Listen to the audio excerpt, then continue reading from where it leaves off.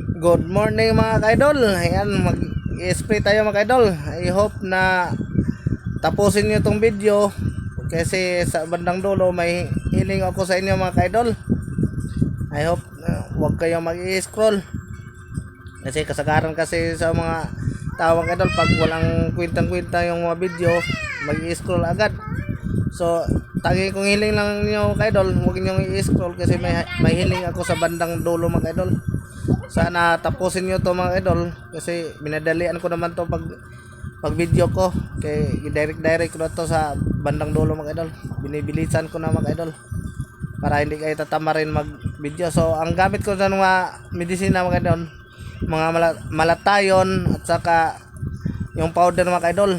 May powder na nga gimix ko sa malatayon kasi halo na yan lahat mga idol para sa ampiangaw. All around na yan lahat ng mga malatayon mga idol. So abangan nyo na lang mga idol lahat ng video ko, itong video na to mga idol, at sana tapusin nyo mga idol. Yan ang tanging hiling ko sa inyo mga idol. Yan ang mga idol, umpisa lang akong spray mga idol. At yan ang tanging kong hiling ko sa inyo mga idol. Sana suportahan nyo ako mga idol.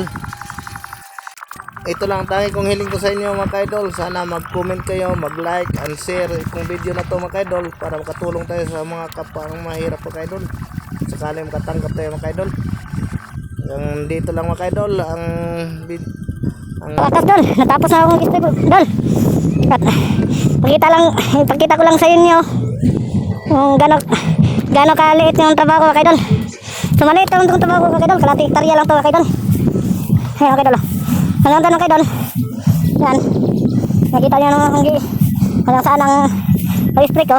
Ito, itong mata na to, ito, tsaka yung pinakababa dyan. Ayan mga idol, yan lang ang ginagawa kong palayan mga idol. Ito lang, dyan, itong mata na to, ito, dito ang pinakadulo mga idol. Yung mata na yan, magilaki din yung kunti. Hanggang doon sa taas mga idol. Ayan, nakita mga idol, hanggang doon sa may bahay mga idol yung trabaho ko mga idol. At saka doon sa gilid ng kalsada yung may bahay din. Ayan, mahaba yung pinaka-dulo, mabot yung sa may kalsada. At saka ito, ayan mga idol. Ayan, sa wakas tapos din. Kapagod mga idol. Binilisan ko na lang talaga ang bumba mga idol kaya mainit na, sobrang mainit na. At masakit na ang singit ko kasi tulo kasi yung tangki ko mga idol. O yung mga ibang hindi siya pumunta dito sa singit ko kaya mahapdi na, kaya binilisan ko na lang. Mahirap talaga itong mahirap mga idol, kaya nagsisipag talaga ako mga idol para kahit pa paano makaahon-ahon ng kunti sa hirap mga idol. So good luck na mga idol. Thank you for watching mga idol, and God bless to all followers mga idol. Sana suportahan niyo ako sa ginagawa ko, kahit ano-anong binibidyohan ko, ano-anong ginagawa ko mga idol. Sana masuportahan niyo ako para makatulong tayo sa kapwa kong mahirap mga idol. Kasi marami pang kagaya sa akin mahirap na kailangan tutulungan natin mga idol. Kaya ito, ginagawa ko itong video para sa kanila mga idol. Sakali man Kung makita tayo sa pagbibideo natin mga idol, ginagawa natin yung video, itutulong natin yung kalahati mga idol. I hope na suportahan niyo na ako mga idol. Yan ang pag-iusap ko sa inyo mga idol. Sana suportahan niyo ako mga idol para ma-appreciate niyo, makita niyo kung sino ako, kung totoo ba ako pagkatao, basta taos puso ko paghiling ko sa inyo mga idol. Sana masuportahan niyo ako. Yan lang talaga ang ipapromise ko sa inyo mga idol. Kung sakali man kung makatanggap tayo ng biyaya galing sa ating ginagawa ng video mga idol, itutulong ko talaga yan yung kalahati. Yan ang lagi kong sinasabi sa inyo sa video ko kasi yan din ang pangarap ko. Alam ng Diyos mga idol, alam na ating Panginoon, yan ang tangi kong hinihiling mga idol sa Kanya na makatulong ako. Dinadasal ko lagi sa simbahan na sana magkakaroon ako ng extra income para makatulong ako sa kapwa ko mahirap kagaya sa akin na nangangailangan mga idol. At ito ang biglang pumasok sa utak ko na magbibideo ako. Ito nagituloy-tuloy kong ginagawa. I hope nga suportahan niyo ako mga idol sa ginagawa ko para matupad na ating misyon. Kaya yun talaga ang mission ko mga idol. Kung sakali man ang hindi ako masuportahan sa inyo, ay maghahanap pa rin ako ng paraan kasi yan lang talaga ang tangi kong hinihiling ko sa Panginoon mga kaidol. Na ako yung katulong mga kaidol. Kaya mga kaidol. Yan ang pangalawang mata ko nga. Binubumbahan ko kanina mga kaidol. Yan. Dito. So, sa magtatanong mo lang dyan, kung sakali may magbabas, pinagmamayabang ko itong maliit kong trabaho, sasagutin ko na lang kayo sa magbabas. Kung sakali nga may magbabas dito, sasagutin ko lang kayo. Hindi ko tinalaki ang trabaho ko. Kasi kapag once nga malaki ang trabaho mo, malaki ang trabaho ko, malaki din ang gasto, mga maintenance mga kaidol. Yan ang tangi ko. Hindi ko nagpapalaki ng trabaho mga kaidol. Actually mga kaidol, hindi ito kalating hektarya yung lupa namin mga kaidol. Naabot to ng 6 na hektarya mga kaidol. Kaya yung tali gapas na mga kaidol.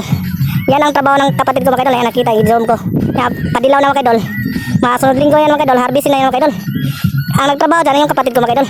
Yung nakakatanda ko na kapatid. 1 hektarya mahigit yan sa kanya. Pero ang laki ng maintenance. Biruin mo.